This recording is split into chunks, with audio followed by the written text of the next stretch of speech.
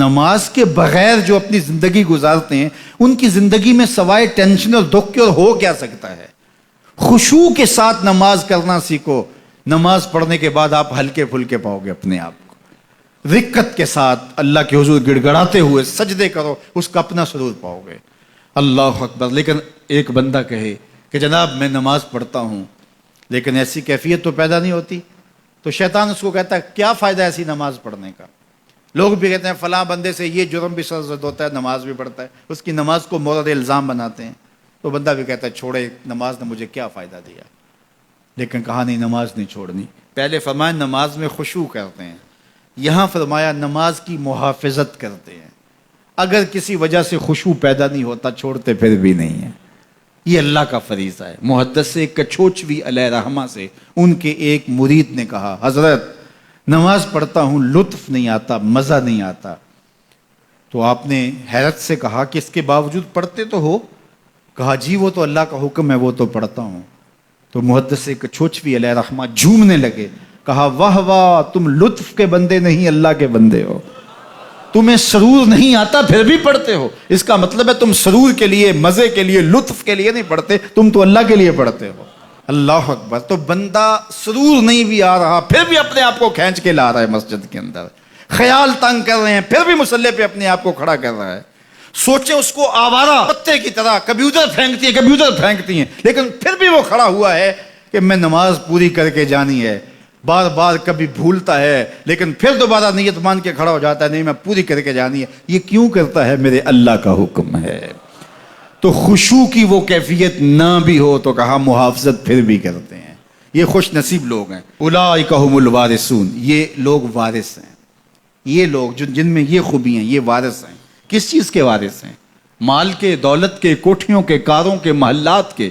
کہا الذین یرثون الفردوس. یہ جنت الفردوس کے وارث ہیں. ہم فیہا خالدون. اس جنت سے وہ کبھی الگ بھی اس میں ہمیشہ رہیں گے. چونکہ موت کو بھی موت آ چکی, اب موت بھی نہیں, اب ہمیشہ رہیں گے. اللہ تعالیٰ فرمائے گا ارضیتم, جنتیوں کیا راضی ہو؟ اہل جنت کیا تم راضی ہو؟ تو وہ کہیں گے ہمیں کیا ہوا کہ ہم راضی نہ ہوں, ہمیں تو وہ ملا جس کا ہمیں تصور بھی نہیں تھا.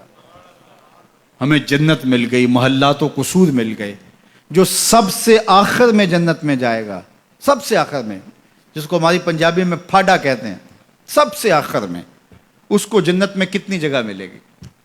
جو بندہ سب سے آخر میں آتا ہے اس کو دھوپ میں جگہ ملتی ہے, جو اس سے تھوڑا سا پہلے آ گیا اس کو برآمدے میں ملی, جو اس سے پہلے آیا اس کو اندر جگہ ملی. ایسے ہی ہوتا ہے. تو جو سب سے آخر میں جائے گا جنت میں تو وہ سب سے بڑا گنہگار ہوگا, اور جہنم کے رگڑے سہ سہ کے وہ جہنم سے نکلے گا سب سے آخر میں. بخاری شریف میں تذکرہ موجود ہے. اللہ کے حضور حاضر ہوگا اور اللہ اس بندے کو کہے گا بتا کیا چاہیے. وہ کہے گا مالک مجھے یہ چاہیے. اللہ فرمائے گا لکا ما تمنیت, جو تو نے آرزو کی جات سب کچھ میں نے تیری جھولی میں ڈال دیا. اب جنت میں چلا جائے گا. اب اس کو تو یہ ہوگا سایہ دیوار میں جگہ مل جائے تو غنیمت ہے. جنت کے کسی درخت کے نیچے جھونپڑا لگا لوں تو کافی ہے. چلو کوئی 2 مرلے کا 3 مرلے کا کٹھیا بھی مل جائے تو کافی ہے.